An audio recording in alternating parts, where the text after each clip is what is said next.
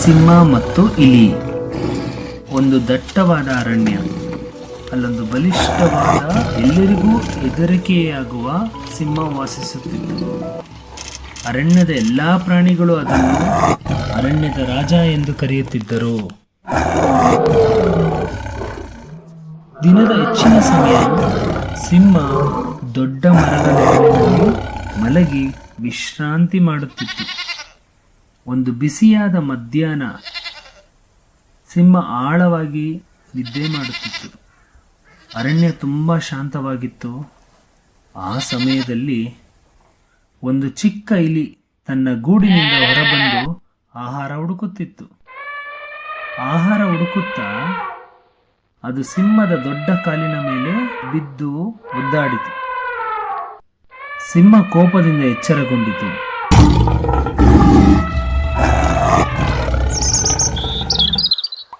ನನ್ನ ನಿದ್ದೆ ಕೆಡಿಸಿದವರು ಯಾರು ಎಂದು ಗರ್ಜಿಸಿತು. ತನ್ನ ಕೈಗಳ ಮಧ್ಯೆ ಇಲಿಯನ್ನು ಹಿಡಿದುಕೊಂಡಿತು. ಇಲಿ ಭಯದಿಂದ ನಡುಗಿತು. ಕ್ಷಮಿಸಿ ರಾಜನೇ, ನಾನು ತಪ್ಪಾಗಿ ನಿಮ್ಮ ಮೇಲೆ ಓಡಿಬಿಟ್ಟೆ. ದಯವಿಟ್ಟು ನನ್ನನ್ನು ಬಿಡಿ. ಒಂದು ದಿನ ನಾನು ಸಹ ನಿಮಗೆ ಉಪಯೋಗವಾಗಬಹುದು ಎಂದು ಕೋರಿತು. ಸಿಂಹ ಗಟ್ಟಿಯಾಗಿ ನಕ್ಕಿತು. ನೀನು ಇಷ್ಟು ಚಿಕ್ಕ ಇಲಿ ನನಗೆ ಸಹಾಯ ಮಾಡುತ್ತೀಯಾ ಎಂದು ಹೇಳಿತು. ಆದರೂ ಸಿಂಹದ ಹೃದಯ ಕರಗಿತು. ಅದು ನಿಧಾನವಾಗಿ ಇಲಿಯನ್ನು ಬಿಟ್ಟಿತು. ಇಲಿ ಧನ್ಯವಾದ ಹೇಳುತ್ತಾ ಓಡಿ ಹೋಯಿತು. ಕೆಲವು ದಿನಗಳ ನಂತರ ಸಿಂಹ ಅರಣ್ಯದ ಒಂದು ಭಾಗದಲ್ಲಿ ನಡೆದುಕೊಂಡು ಹೋಗುತ್ತಿತ್ತು. ಅಲ್ಲಿ ಬೇಟೆಗಾರರು ಹಾಕಿದ್ದ ಬಲೆಗೆ ಅದು ಸಿಲುಕಿಬಿಟ್ಟಿತು. ಬಲವಾದ ಕಂಬಳಿಯ ಜಾಲಕ್ಕೆ ಸಿಂಹ ಸಿಲುಕಿ ಹಾಕಿಕೊಂಡಿತು. ಅದು ತುಂಬಾ ಪ್ರಯತ್ನಿಸಿದರೂ ಹೊರಬರಲಾಗಲಿಲ್ಲ. ಎಂದು ಗರ್ಜಿಸುತ್ತಾ ಸಹಾಯಕ್ಕಾಗಿ ಕೂಗಿತು. ಆ ಗರ್ಜನೆಯ ಶಬ್ದ ಇಲಿಯ ಕಿವಿಗೆ ಬಿತ್ತು.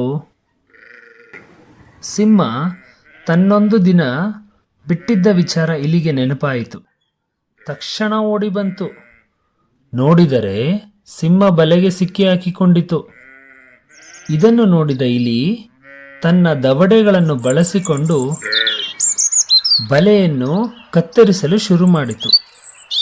ಬಲವಾದ ಕಂಬಳಿಯ ಹಗ್ಗಗಳು ಒಂದೊಂದಾಗಿ ಕಿತ್ತು ಹೋಗುತ್ತಾ ಬಂದವು. ಸ್ವಲ್ಪ ಹೊತ್ತಿನಲ್ಲಿ ಸಿಂಹವು ಹೊರಬರುವಂತಾಯಿತು. ಸಿಂಹ ಸಂತೋಷದಿಂದ ಧನ್ಯವಾದಗಳು ನನ್ನ ಚಿಕ್ಕ ಸ್ನೇಹಿತ ಎಂದು ಹೇಳಿತು. ಇಂದು ನನಗೆ ಗೊತ್ತಾಯಿತು, ಎಷ್ಟು ಚಿಕ್ಕ ಜೀವಿಯಾದರೂ ಸಹಾಯ ಮಾಡಲು ಶಕ್ತಿ ಇರುತ್ತದೆ ಎಂದು ಹೇಳಿತು. ಇಲಿ ನಗುತ್ತಾ ಹೇಳಿತು, ಯಾರೂ ಚಿಕ್ಕವರಲ್ಲ, ಸಹಾಯ ಮಾಡಲು ದೊಡ್ಡ ಮನಸ್ಸು ಬೇಕು.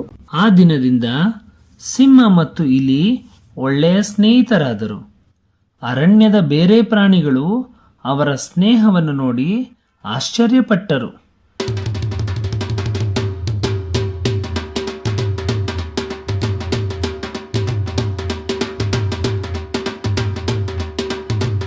ಈ ಮೂಲಕ ಸಿಂಹ ಅರಿತುಕೊಂಡದ್ದು ಏನೆಂದರೆ, ದಯೆಯ ಕೆಲಸ ಎಂದಿಗೂ ವ್ಯರ್ಥವಾಗುವುದಿಲ್ಲ.